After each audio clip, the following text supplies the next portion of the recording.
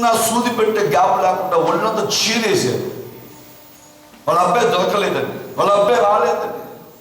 చూడండి సహోదరి సహోదరు, తన కొడుకు పడవలసిన శిక్ష మొత్తం ఆ తండ్రి మీద పడింది. గుద్దింది ఎవరు? కొడుకు. ఎవరు గుద్దారు చెప్పినారమ్మా? కొడుకు గుద్దాడు. విశాలంగా విహారయాత్రకు వెళ్తున్నట్టుగా స్పీడ్గా వచ్చి గుద్దింది కొడుకు, కానీ దెబ్బలు తింటుంది తండ్రి. చూసారా? ఆ వార్త ఆ కొడుకు వినిపించిందంట. అదే ఏంటండి మీ నాన్న పట్టుకున్నారంట. ఎక్కడి నుంచి నేను చూసాను, మీ నాన్న తీసుకెళ్తాం. ఒక స్నేహితుడు వచ్చి చెప్పాడంట, మా నాన్న పట్టుకున్నారని ఆశ్చర్యపోతున్నాను. అప్పుడు ఇంకో స్నేహితుడు వచ్చి చెప్పాడంట, అదే మీ నాన్న నేను కళ చూశాను, కొడుతున్నా జైల్లో. నేను వేరే ఫ్రెండ్ మీద పన్నుండి వెళ్ళాను. అడిగితే మీ నాన్న కాళ్ళు చేతులు బట్టలు మొత్తం తీసేశారు, బండిని కూడా లేదు, భయంకర రక్తం పొక్కుతున్నాడు మీ నాన్న అని చెప్పేదంట. ఇంకంతే ఆ కొడుకు లేచారు, కాలు తీసుకున్నాడు, గొప్ప డైరెక్ట్గా పోలీస్ స్టేషన్కి వెళ్ళిపోయాడు. సరెండర్ అయిపోయాడు. సరెండర్ అయితే అప్పుడు ఏం చెప్పాడు, ఎవరికి తెలుసా? సార్ ఫస్ట్ నన్ను మా నాన్నగారిని చూడనివ్వండి అన్నారు. ఎందుకయ్యా? చూడాలి మా నాన్నగారిని. ఓహో మీ నాన్నగారు ఎంతగా గుండాకి చనిపోయారని చెప్పారంట. ఏమైనా చనిపోయాడంట? గుండాకి చనిపోయాడు. ఈ అవమానం తట్టుకోలేకపోయాడు. కాబట్టి మీ నాన్న బాడీ ముట్టుకునే అవకాశం నీకు లేదు. ఇప్పుడు చూడాలంటే కూడా పోస్ట్ మార్టం చేయడం తీసుకెళ్దాం రావాలి అన్నారు. శివను చూపు చూసే దాన్ని కూడా వాళ్ళ మమ్మీ ఇష్టపడలేదంట. వీడు చాలా కసాయవాడు, వీడు ఎన్నోసార్లు ఎంతో మందిని గుద్దాడు, ఇప్పటికీ 5 మందిని చంపాడు గుద్ది. కాబట్టి దొరకడు, కాబట్టి మాకు ఇదే తగిన శాస్తి అని భరించాడంట. ఆ కొడుకు నా భర్త బాడీ ముట్టుకోకూడదని చెప్పినాను తల్లి. చూడండి, శివుడు చూపు చూడకూడదు. అలాంటి పాపిష్టోడు, అలాంటి దుర్మార్గుడు, అలాంటి కిరాతకుడు, అలాంటి డబ్బులు జలసాలు పాటు చేసేవాడు నా భర్తను చూసి ముట్టుకునే హక్కు లేదు అని చెప్పి ఆ భార్య దగ్గర నుంచి తల్లి దగ్గర నుంచి వచ్చిన స్టేట్మెంట్ బట్టి ఈ కొడుకుని చూడనివ్వలేదంట. చూడండి, ఆ కొడుకు లోపలికి వెళ్ళాడు, జైలుకి వెళ్ళాడు, శిక్ష పడింది, ఉరి శిక్ష పడింది. ఉరి శిక్ష కాదు, జీవిత ఖైదీ శిక్ష పడింది. ఆ తర్వాత తన కొడుకుని ఆగస్టు 15వ తారీఖున ఏదో ఒక సందర్భంలో విడుదల చేసేసారు, బయటకు వచ్చాడు. ఆ కొడుకు ఏం చేశాడు తెలుసా? తల్లి చెల్లి తప్పుడు అన్నయ్య తన నాన్న ఎలా జీవించాడో, వాళ్ళ నాన్న ఎంత నిజాయితీగా ఉన్నాడు, ఎంత నీతిగా ఉన్నాడు, ఎంత యథార్థంగా ఉన్నాడో అలా జీవించడం అనేది జైల్లోనే నేర్చుకున్నాడంట. హల్లెలూయా. బయటకు వచ్చిన తన కొడుకు మొదటిగా తల్లి వద్దకు వెళ్ళాడు. తల్లి స్వీకరించాల, రావద్దు అని చెప్పిందంట. ఆ తర్వాత అనేక మంది యవనస్తుల దగ్గరికి వెళ్ళి అనేకులు చెప్పడం ఆరంభించాడంట. అదే ఇంత వేగంగా వెళ్ళమాకండి, మీ వేగం వల్ల ఎదుటి వాళ్ళకి ప్రమాదం జరుగుతుంది, ఎదుటి వాళ్ళు నష్టపోతారు, 2 ప్రాణాలకి ప్రమాదం వస్తుంది. ఇలాగని అనేక మందిని ప్రభావితం చెందించేవాడిగా మారాడంట. నీ గురించి నా గురించి శిక్షించబడిన యేసు క్రీస్తుని తాకాలి నా చేతులు గుచ్చుకోవాల్సిన మేకు ఆయన గుచ్చుకుంది అని నీ మనసు ఎప్పుడైనా అనిపించిందా? నువ్వు పరలోక సంబంధివి కదా, నువ్వు తండ్రి కుమార పరిశుద్ధాత్మ నామములో బాప్తిస్మం తీసుకున్నావు కదా చెల్లి, తీసుకున్నావు కదా అన్న. ఆ గాయము పడిన చెయ్యేదా నీకు గుర్తొచ్చిందా? కొడుతుంటే ఒడుగుతున్న ఆ చెయ్యి నీకు ఎప్పుడైనా కనిపించిందా?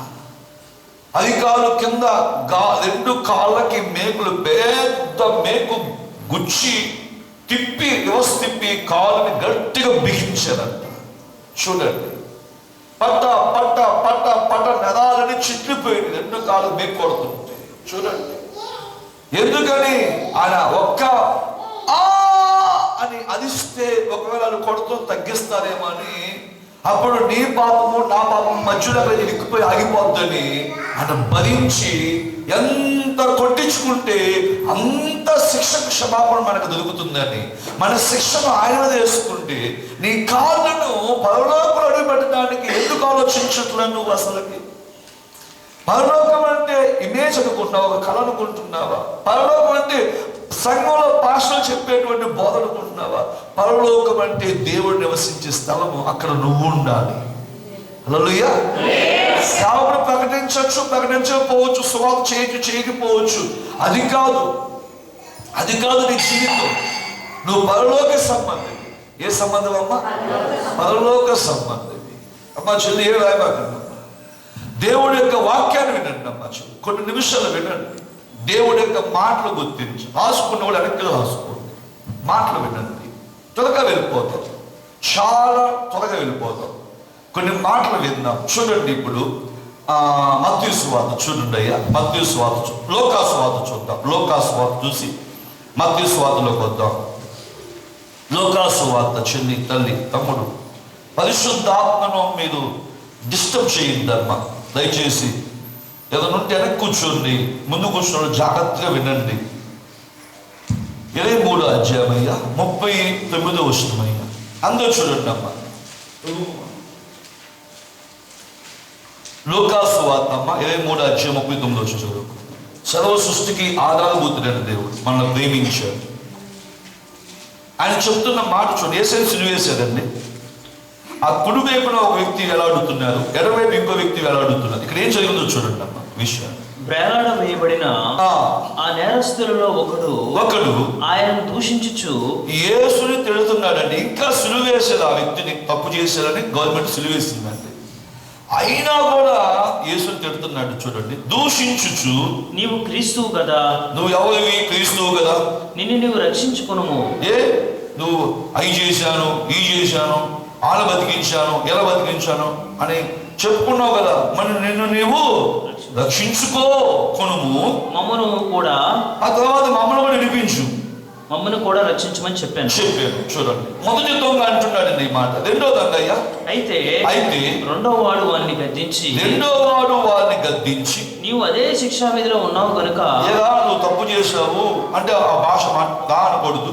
అయ్యా నువ్వు తప్పు చేశావు, నేను ఇలా శిక్ష వేశారు, నువ్వు తప్పు చేసిన శిక్ష వేశారు. కానీ ఇక్కడ ఏంటంటే అయ్యా, కనుక దేవునికి భయపడవా? దేవుడికి ఇప్పటికైనా గాయమైంది, సిలువలో వెళ్లాడుతున్నావు, కొన్ని గంటలతో చనిపోతావు, అయ్యా నువ్వు అయినా కూడా భయపడవా దేవుడికి అని చెప్పాడంట. రెండో విధంగా తర్వాత అయ్యా, మనకైతే ఇది న్యాయమే, మనమైతే తప్పులు చేసినందుకు, తప్పులు పొరపాట్లు చేసాం, హత్యలు చేసాం, గాయపరిచాం, చాలా మంది కుటుంబాల్లో ఉన్న పెద్దలను చంపేశాము, ఎదురుపడిన వాళ్ళని హింసించాము. మనం చేసిన నేరాలకు ఈ శిక్ష తగినదే.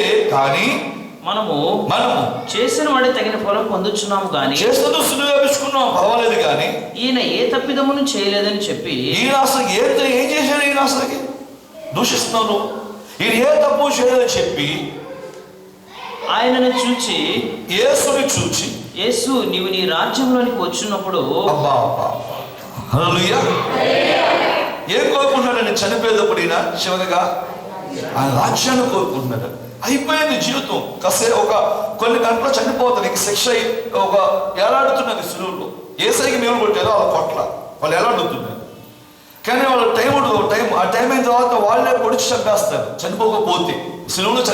సిలువులో అసలు ముందు మామూలుగా ఆరోగ్యవంతంగా ఉన్న వ్యక్తికి 2 చేతులు 2 కాళ్ళు కడితే మినిమం ఒక 10 నిమిషాలు కూడా ఉండలేనంట. మనిషిలాగా 10 నిమిషాలు ఉండలేనంట.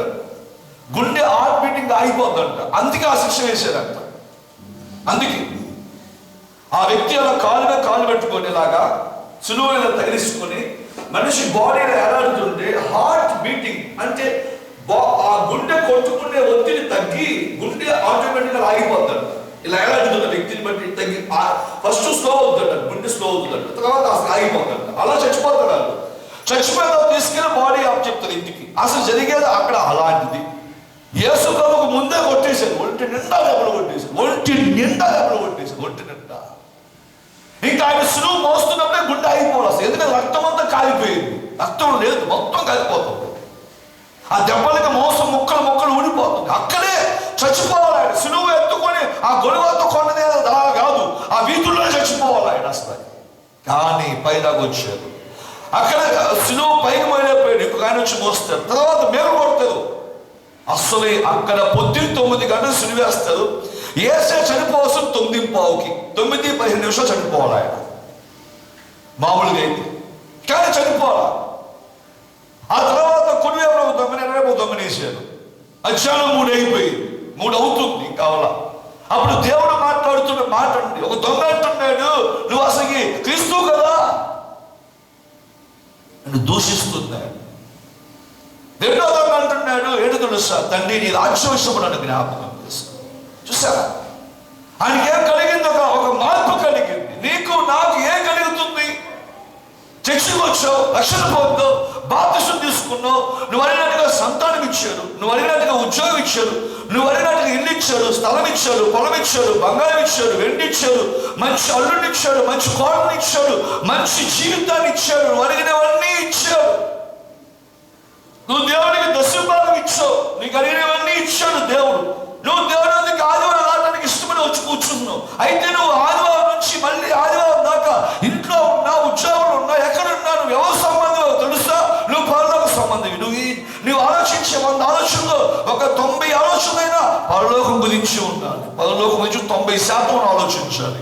నీ చూపు ఒక రాత్రి పూట ఉద్యోగం చేసే వ్యక్తి పొద్దున కోసం ఎదురు చూస్తాడంట. కావాలి వాడంట పొద్దున ఎప్పుడవుతుందా నేను ఉద్యోగం డ్యూటీ దిగి ఇంటికి కొనుక్కోవాలి, ఎప్పుడు పొద్దున అవుతుందా అని ఆ కావాలి వాడి కళ్ళు కాయలు పెడతా ఉంటాయంట. కావాలి వాడి కళ్ళు కాపలా కాస్తుంది, కావాలి వాడి కళ్ళు ఎదురు చూస్తూ ఉంటాయి అంట. అమ్మ 12 అయింది, అమ్మయ్య 1 గంట అయింది, అమ్మ 2 అయింది, అమ్మ 3 అయింది, అయ్యా 4, ఎప్పుడు సాయంత్రం పొద్దున 6 అయింది, ఎప్పుడు పొద్దున 6 అయింది, నా డ్యూటీ అయిపోతుంది, నేను ఇంటికి కొనుక్కోవాలి అని కావాలి వాడి కళ్ళు ఎదురు చూసినట్టుగా సమయం కోసం యేసయ్య ఈ కళ్ళు ఉండగానే ఈ యొక్క కుళ్ళిపోయే కళ్ళు నిన్ను చూసి ఈ కంటికున్న పొదలు తీసే సౌలును పౌలుగా మార్చడానికి కంటి పొదలు తీసేసావు కదా, నేను చూడకుండా ఉన్న పొదలు తీసే ఏరియా ఎనిషగా ఉన్న పనివాడి కళ్ళు తెలిసినట్టుగా నా కళ్ళు తెలిసి నిన్ను చూడాలి, నేను నీ పరలోక సంబంధిని అని ఈ కళ్ళు ఎదురు చూడాలి. దేవుడు చూడటానికి ఎదురు చూడాలి. హల్లెలూయా. అందుకని రక్షించుకున్నాడు. ఈ దొంగ సులువులో ఉండి కూడా ఏడుస్తున్నాడు, తండ్రి నీ రాజ్యవంశంలో నన్ను జ్ఞాపకం చేసుకో ప్లీజ్. చూసారా, నిన్ను దొంగలాగా దేవుడు సులువు మీద వెళ్ళడానికి ముందే చెప్తున్నాడు. నీకు బదులుగానే శిక్షించబడ్డాడని చెప్తున్నాడు. క్రీస్తు పూర్వము ఆదాము నుంచి మలాకి ప్రవక్త దాకా ఎంతమంది జీవించారు దేవుడి కోసం, పరలోకం కోసం. వాళ్ళ చేతులతో సహా ఆకాశం కంటే పైగా ఎత్తుకొని బలిపీఠం దగ్గర ఆత్మను పెట్టు వచ్చాడు ఆయన. నిన్ను ప్రేమిస్తే నిన్ను సజీవ దగ్గర ఉంచి దేవుడి చెంచి తీసుకొచ్చింది ఎందుకో తెలుసు నేను చెల్లి. దేవుడి సంఘానికి వచ్చిన విశ్వాసులు జల ప్రవాహం అనే అన్ని జనాంగం రావాలంటే అర్థం ఏంటి తెలుసా? వచ్చే వ్యక్తులు ఎవరు వస్తున్నారు చర్చికి, వాళ్ళు పరలోకం గురించి ఆలోచించిన వాళ్ళగా చర్చికి వస్తే ఆ పరలోక వాక్యాలు వాళ్ళకి వినిపిస్తే వాళ్ళు వాక్యం చేత బలపడతారు. హల్లెలూయా. పరలోక గురించి ఆలోచించుకుని కూర్చుంటే నీతో దేవుడు మాట్లాడేది పరలోక విషయాలు నీకు అర్థం కావు. నీవు లోక మనసు పెట్టుకుని లోక మాటల కోసం విని విని విని విని నీ చెవులు ఏ రోజు లోక మాటలకు అలవాటు పడిపోయి, కుంగిపోయిన మాటలకు అలవాటు పడిపోయి, నీ చెవులు నిన్ను నిందించిన వాటికి అలవాటు పడిపోయి, నెగటివ్ ఆలోచనకి నీ ఆలోచన అలవాటు పడిపోయి, చెడ్డని చూసి చూసి చూసి నీ కళ్ళు అలవాటు పడిపోయి, చెడ్డ వాటి ఎందుకు వెళ్ళి వెళ్ళి వెళ్ళి నీ కళ్ళు అలవాటు పడిపోయి ఇక్కడ కూర్చుంటే నీకు అసలుకి ఒక్క మొక్క కూడా చెవులోకి వెళ్ళదు, ఒక్క ముక్క వెళ్ళదు, ఒక 0 పళ్ళు కూడా వెళ్ళదు నీ చెవులోకి వెళ్ళవు. ఎందుకని నువ్వు ఇక్కడికి వచ్చావు తెలుసా? పరలోక సంబంధ విషయాలు వెంటనే కాదు, ఆచార్యంగా వచ్చు. ఆదివారం చర్చికి వెళ్ళాలి, మా అమ్మ చెప్పింది. చిన్నప్పటి నుంచి చర్చికి వెళ్తాను, సరస్సుకి వెళ్తాను, ఇప్పుడు వెళ్ళాలి. అలా వచ్చిన వాళ్ళకి ఒక్క 0 పళ్ళు కూడా లోపలికి వెళ్ళి మనిషి జీవితాన్ని ఫ్రెష్గా పరిపూర్ణంగా సంపూర్ణంగా సరిచేయలేవు సహోదరి సహోదరుడా, సరిచేయు. జిల్లా ప్రవాహం అని అనుచన రావటం అంటే అర్థమని తెలుసా? ఎక్కడా వినని, ఎక్కడా దొరకని ఉన్నతమైన పరలోక విషయాలు దేవుడి సన్నిధిలో దొరుకుతాయి. కాబట్టి ఆ పరలోక సంబంధివి నువ్వు కాబట్టి అది రావాలి. కొంతమంది ఉదాహరణకి కొంతమంది ఉద్యోగం చేస్తుంటే వాళ్ళకి ఈఏసీలో కార్డు ఉంటుంది అనమాట. హాస్పిటల్ అక్కడ చూపించుకోవాలి, వాళ్ళు విశుద్ధంగా చూస్తారు. వాళ్ళకి ఎప్పుడు ఉంటుందో బాగుపోయినా వాళ్ళు ఏం చేస్తారు సార్? ప్రైవేట్ హాస్పిటల్కి వెళ్ళదు, ఈ హాస్పిటల్కి వెళ్తారు. లేదా ఈ హాస్పిటల్లో ప్రైవేట్ హాస్పిటల్ రాస్తారు, మీ అమౌంట్ ఇస్తాము, మీరు వేరే ప్రైవేట్ హాస్పిటల్కి వెళ్ళి రాస్తారు. అప్పుడు వీళ్ళు ఇంకో చోటుకి వెళ్ళచ్చు. మిలిటరీకి సంబంధించిన హాస్పిటల్ ఉంటుంది. మన ఇంట్లో మీరు మిలిటరీలో ఉద్యోగం చేస్తామని అనుకోండి, మీకు మిలిటరీ సంబంధించిన ఒక హాస్పిటల్ ఉంటుంది. మీకు ఎప్పుడు ఒంట్లో బాగుపోయినా మిలిటరీ సంబంధించిన హాస్పిటల్ చూపించుకోవచ్చు. వాళ్ళకి వల్ల కాకపోతే వాళ్ళు ప్రైవేట్ హాస్పిటల్ పెద్ద పెద్ద హాస్పిటల్ రాస్తారు, అక్కడికి వెళ్ళి చూపించుకోవచ్చు. అలాగే నువ్వు ఇక్కడికి ఎందుకు వచ్చావు తెలుసా? పరలోక విషయాలు వినడానికి ఎందుకు వచ్చావు? మన ఇక్కడికి ఇక్కడ భూ సంబంధ విషయాలు దొరకవు. అసలుకి దొరుకుతుంది అంటే ఇంకా నీకు ఇక్కడ నువ్వు నరకం తప్పించుకోలేదని అర్థం. ఇంకా నరకం తప్పలా నీకు. నరకం మీదే ఉంది నీ మనసు, భూమి మీదే ఉంది నీ హృదయం, కింద ఉన్న వాటి మీద ఉంది నీ ఆలోచన. ఎలా నేను బతకాలని తలంపుతూనే ఉండవు, ఎలా నా బిడ్డలని ఆలోచనతోనే ఉండవు, ఎలా నా బతుకు ముందుకెళ్ళాలని ఉద్దేశంతో ఉండవు. రక్షణ పొంది దేవుడు రాజ్యాన్ని మొదట ఎతకమంటుంది, రక్షణ పొంది దేవుడు నీతిని మొదట ఎతకమంటుంది. అది పక్కన పెట్టేసి ఏదేదో ఏదేదో ఏదేదో ఎందుకు వచ్చావో తెలియదు, ఏమి వింటున్నావో తెలియదు, అసలు ఏమి రిసీవ్ చేసుకుంటున్నావో తెలియదు, ఏం చేస్తావో తెలియదు దేవుడి గురించి. ఇంకా తెలియని వ్యర్థమైన భక్తి వల్ల మనకు ఉపయోగం లేనప్పుడు, వ్యర్థమైన భక్తి వల్ల మనకు ప్రయోజనం లేనప్పుడు మనం వచ్చి కూర్చుంటాం కూడా వేస్ట్ అండి, అనవసరం. మనం వచ్చి కూర్చుంటాం ఉపయోగం లేదు, ఏమి ప్రయోజనం లేదు. ఎన్ని సంవత్సరాలైనా సరే మీరు పరలోకం గురించి ఈ రోజు నుంచి మళ్ళీ ఆదివారం దాకా ఆలోచించి వచ్చి కూర్చుంటే 1 గంటన్నర చెప్పినా 2 గంటలు చెప్పినా ఒక్క మాట కూడా మీకు మర్చిపోవడం గుర్తుంటుంది, మీకు పని చేస్తుంది. ఎందుకంటే మీ లోపల ఆల్రెడీ పరలోక సంబంధమైన ఆ వాతావరణం ఉంది, పరలోక సంబంధమైనటువంటి చూపు ఉంది మీకు, పరలోక సంబంధమైన వినికిడి, పరలోక మాటల కోసం నీ చెవి ఆకలితో ఉంది. ఆకలితో ఆకలి ఆకలి ఆకలి ఆకలి ఎలాంటిదో తెలుసండి. ఆకలి ఎలాంటిదో తెలుసండి. నువ్వు తినిన తర్వాత కాసేపు దాకా బాగా ఉంటుంది, ఒక 3 గంటలు బాగా ఉంటుంది. నువ్వు తినిన తర్వాత 3 గంటల తర్వాత మళ్ళీ అంటది, మళ్ళీ దాని మళ్ళీ ఎవరు పెట్టు, ఎవరు తిను అంటది. మనిషిని కూడా 2-3 గంటలతో దాహం వేస్తూ ఉంటుంది, మళ్ళీ తిను ఏదో తిన్నా కదా మళ్ళీ తినాల్సింది అని ఆకలి చెప్తా ఉంటుంది. అలా పరలోక సంబంధమైన కోండి, నువ్వు నీ మనసు పరలోకం వైపు ఉందనుకోండి, నీ కళ్ళేవంటి నేను చూసాక వేసేది మళ్ళీ వాళ్ళు చూడండి. హల్లెలూయా. నేను ఇల్లు వచ్చావు పరలోకం, మళ్ళీ వాళ్ళు ఇల్లు అంటుంది. నేను వేసే ముట్టుకున్నావు కదా, ఆ చేతులు ముట్టుకున్నావు కదా, నీ కోసం చీల్చబడిన చేతులు ముట్టుకున్నావు కదా, మహిమ దేహాన్ని ముట్టుకున్నావు కదా, మహిమ కాళ్ళను ముట్టుకున్నావు కదా, చూసావు కదా చూసా తనిమితిలా చూసా. లేదు నిన్నది అయిపోయింది, మళ్ళీ వాళ్ళు చూడాలి. ఆలోచించారా? ఈ 2వ దొంగ అంటున్నాడు, దేవా యేసుప్రభువా నీ రాజ్య విషయం నన్ను జ్ఞాపకం చేసుకోవా అంటే ఈ దొంగకి వచ్చింది జ్ఞానోదయం సులువు మీద. 2వ వ్యక్తికి మార్పు వచ్చింది. నమ్ముతున్నాడు, యేసు సువార్త చేశాడయ్యా, ఆయనకి శిక్ష తగినది కాదు, ఆయన మంచోడు, ఆయనకు అనవసరంగా శిక్ష వేశారు. యేసుని దేనికంటే మన కోసం శిక్ష పడుతున్నాడు ఆయన. నువ్వు తప్పు చేసినందుకు నీకు శిక్ష పడింది, కానీ మనందరం ప్రపంచం తప్పు చేసినందుకు ఆయన మీద శిక్ష పడింది. ఆయన శిక్ష పొందింది నాకు పరలోకం ఇవ్వటాడు. కానీ ఒక దొంగ గుర్తించినట్టుగా చర్చికి వస్తూ నువ్వు గుర్తించలేదా? అంటే దొంగ కన్నా దారుణం నువ్వు. హల్లెలూయా. గట్టిగా రెంచోదిపోయి కదా హల్లెలూయా. దేవుడు యొక్క వాక్యం అడుగుతుంది, ఒక దొంగకు వచ్చిన గ్రహింపు నీకు రాలేదా? ఒక దొంగకు తెలిసిన సత్యం నీకు తెలియలేదా? ఆ దొంగ సులువులో ఉన్నప్పుడు యేసుని టచ్ చేశాడు. యేసే ఆ దొంగను రోజు కూర్చోబెట్టి వాక్యం చెప్పాల. పేతురు గారు చెప్పినట్టుగా యేసు గారు ఈ దొంగ వాక్యం చెప్పాల. పేతురు గారు పిలిచినట్టుగా పిలుచుకొచ్చి, యోహాను గారిని పిలిచినట్టుగా, లేకపోతే యాకోబు గారిని పిలుచుకొచ్చి అన్ని చోట్ల స్వస్థపరచడం చూపించరా? చనిపోయిన లాజరును తీసుకురావడం ఈ దొంగ చూపించరా? గుడ్డోడు చూపినవటం ఈ దొంగ చూపించరా? కుంట నడిపించడం ఈ దొంగడు చూపించరా? ఈ దొంగడికి వాక్యం అంతా చెప్పరా యేసు? కానీ ఈ దొంగ ఎవడుతో తెలుసా? నీ రాజ్యం కావాలని అడుగుతున్నాడు. నువ్వు చర్చికి వచ్చావు, దేవుడు తీసుకొచ్చావు. నువ్వు వాక్యం వింటున్నావు, దేవుడు వినిపిస్తుంది. కానీ నీ జీవితంలో యేసు నీ రాజ్యం కోసం రక్షణ పొందాను, ఆ రాజ్యం కోసం నీ జీవించడం లేదయ్యా అని ఏ రోజున అనుకున్నావా? పేరుకి రక్షణ పొందు, పేరుకి బాప్తిసం తీసుకున్నావు, కానీ కింద ఉన్న పాతలను తప్పించుకున్నావా? రక్షణ ద్వారా తప్పించుకున్నావా? బాప్తిసం ద్వారా నువ్వు కింద ఉన్న పాతలను తప్పించుకున్నావా? సహోదరి సహోదరు, తప్పించుకునే భూ సంబంధమైన వాటి మీద నీ మనసు పోయింది, భూ సంబంధమైన వాటి మీద కాంక్ష పోతుంది. నీకు వాక్యం చెప్పడం రాకపోవచ్చు, కానీ నీ లోపల భూ సంబంధమైన పోవడం దేవుడికి కావాలి. నీకు పాట పాడడం రాకపోవచ్చు, కానీ నీకు భూ సంబంధమైన వాటి మీద మనసు పోవడం దేవుడికి ప్రాధాన్యంగా కావాలి. రక్షణ పొందిన వ్యక్తుల గురించి చెబుతున్న దేవుడు వాక్యం. నువ్వు చర్చలో సాపలేకపోవచ్చు, నువ్వు సాపులు చర్చ ఓడవపోవచ్చు, చర్చ దులపకపోవచ్చు, కానీ నీకే మనసు కావాలి? భూ సంబంధమైన వాటి మీద నుంచి పోయే మనసు కావాలి, పరలోకం గురించి ఆలోచించే మనసు కావాలి. నీకు వాయిద్యం రాకపోవచ్చు, నీకు అంత టాలెంట్ లేకపోవచ్చు, నీకు బైబిల్ చదువుకునే చదువు లేకపోవచ్చు, నువ్వు బోధించే బోధకుడు కాకపోవచ్చు, నువ్వు అన్ని చోట్ల తిరిగే ప్రభుత్వం కాకపోవచ్చు, ప్రవచించడం రాకపోవచ్చు, స్వస్థపరచడం తెలియకపోవచ్చు, దేవుడు నాకు గొప్పగా వాడుకోకపోవచ్చు, నువ్వు నత్తివాడే కావచ్చు, కుంటువాడే కావచ్చు, గుడ్డువాడే కావచ్చు, మగవాడే కావచ్చు, ఏదైనా అంగవైకల్యం ఉండొచ్చు, కానీ నీ లోపల రక్షణ పొందిన తర్వాత నీ బాడీలో అవయవాలు లేకపోయినా నీకు పరలోకంలో అన్ని అవయవాలు ఇచ్చి కూర్చోబెట్టుకుంటానికి నీకోసం శిక్షించబడిన ఆ యేసు రాజ్యం గురించే నువ్వు ఆలోచించాలని దేవుడు నీకు రక్షణ ఇచ్చాడు. అందుకే బాప్తిసం ఇచ్చాడు సహోదరి సహోదరుడా.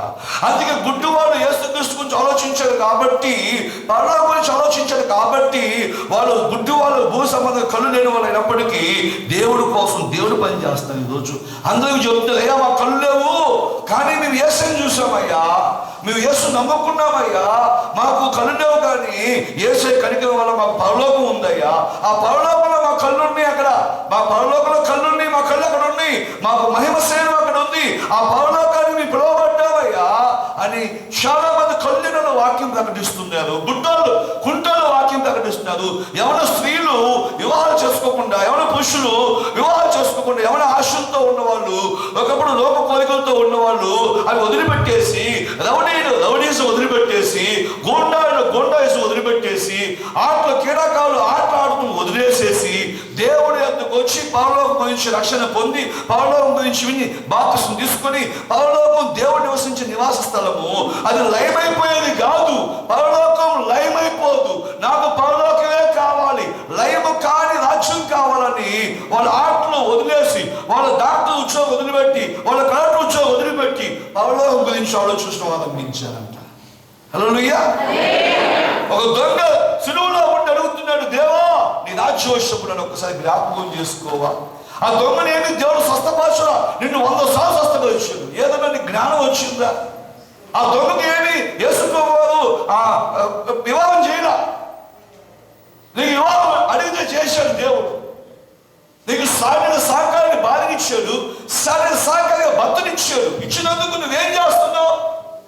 భార్య భర్తలు కలిసి రక్షణ పొందారు కదా, ఏం చేస్తారు? ఇద్దరు ఎక్కడ ఉన్నారు? ఆలోచించారా?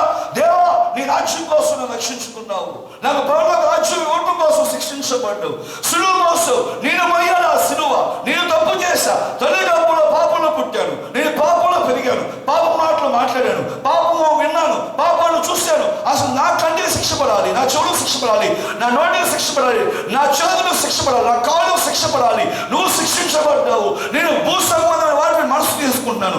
నాకు నరకం వద్దని నువ్వు శిక్ష పొందు, నాకు పరలోకం కావాలని నువ్వు శిక్ష పొందు. నీ శిక్షకు నాకు కావాల్సిన రాజ్యంలోకి నేను వెళ్ళాల్సిందే. నువ్వు శిక్షించబడి నాకు బదులుగా నువ్వు శిక్ష పొందితే, నేను నరకానికి వెళ్తే నువ్వు పొందిన శిక్ష నిష్ఫలం అయిపోతుంది. నిష్ప్రయోజనం. నా వల్ల నీ శిక్ష నిష్ప్రయోజనం అవ్వకూడదు. నాకు బదులుగా నువ్వు శిక్షించబడ్డావు కాబట్టి, నేను క్షమించబడ్డాను కాబట్టి, నేను నీ రక్తంలో కడగబడి పరలోకాన్ని చేరాల్సిందే. కానీ నువ్వు నాకు బదులుగా శిక్షించబడినా కూడా నేను మళ్ళీ నరకానికి వెళ్తే నీ ప్రయాసం నిష్ప్రయోజనం అయిపోకూడదు. నా వల్ల చూడాను నీ నీ నీ ప్రయాసం నా వల్ల ఏమవకూడదమ్మా, నిష్ప్రయోజనం అయిపోకూడదు. అయ్యా యేసయ్యా ఉందా? ఆ తపన నీలో, ఆ కాంక్ష నీలో ఉందా? తల్లి, చెల్లి, తమ్ముడు, నువ్వు కష్టపడి ఉతికిన బట్టలు ఏదో తొక్కితే ఎంత కోపం, నీకేం తెలుసు ఎంత కష్టపడి ఉతికానో అంటావు. మన సిలువ మోసి దేవుడు నీకు రక్షణ ఇస్తే నువ్వు ఆ రక్షణని తాకట్టు పెట్టావా, అమ్మేసావా, పడిపోయావా? మళ్ళీ లోకం గురించి ఆలోచిస్తానికి ఈ రక్షణ తీసుకెళ్లి సాతాను చేతులు తాకట్టు పెట్టావా? ఆలోచించు. అమ్మేసుకున్నావా? రక్షణ అమ్మేసుకున్నావా? పరలోకం గురించి ఆలోచించడం మానేశావు అంటే నీ రక్షణ అమ్మేసుకున్నట్టే చెల్లి. సాతానా నాకు యేసు యజమానిగా బాగోదు, యేసు రాజుగా నాకు బాగోలేదు, సరిపోలేదు, సెట్ అవ్వలేదు, కాబట్టి ఈ రక్షణ నీ దగ్గర పెడుతున్నాను, నీ దగ్గర ఉన్నటువంటి లోకం నాకు ఇవ్వు, లోక అధికారాలు ఇవ్వు, లోక కోరికల కోసం మరి వెళ్తున్నాను, నాకు విజయం ఇవ్వు అని చెప్పి నీ రక్షణ సాతాను దగ్గర తాకట్టు పెట్టి, సాతానుకు బానిసత్వం మీదేసుకొని, సాతాను గొలుసు మీదేసుకొని, సాతాను కాలి మీదేసుకొని, సాతాను క్రియలు పట్టుకొని ముందుకెళ్తూ సాతాను ఆలోచన పెట్టుకొని లోకం ఎలా సంపాదించాలి, వాళ్ళు డబ్బు వచ్చింది నాకు అలాంటి నేను ఏం చేయాలి, వాళ్ళ పేరు వచ్చింది నాకు అలాంటి నేను ఏం చేయాలి, వాళ్ళు ఖ్యాతి సంపాదించారు నాకు అలాంటి నేను ఏం చేయాలి, వాళ్ళు ఉన్నత స్థితికి వెళ్ళారు నేను అలాంటి ఏం చేయాలి అనుకుంటున్నారే. కానీ నా కోసం శిక్ష పొందాడు ఆయన. ఎవరి కోసం అమ్మా? నా కోసం శిక్ష పొందాడు. నాకు బదులుగా పడాల్సిన శిక్షలు, నేను పొందుకోవాల్సిన గాయాలకు ఆయన పొందాడు. చెల్లి, తల్లి, తమ్ముడు అన్న, నువ్వు తప్పు చేసావు, మీ నాన్నగారు నన్ను తిట్టాడు అనుకోండి, అసలు తిట్టితే మనకి ఎంత ఆవేశం వచ్చిందో, ఎంత ఆవేశం వచ్చింది. లేదా మా నాన్న తిడుతున్నావు ఏంటో నువ్వు అని అంటారు. చూడండి, మమ్మల్ని తిడుతున్నావేంటి, మా ఫ్యామిలీ జోలికి వస్తావేంటి, నీతో కొట్టి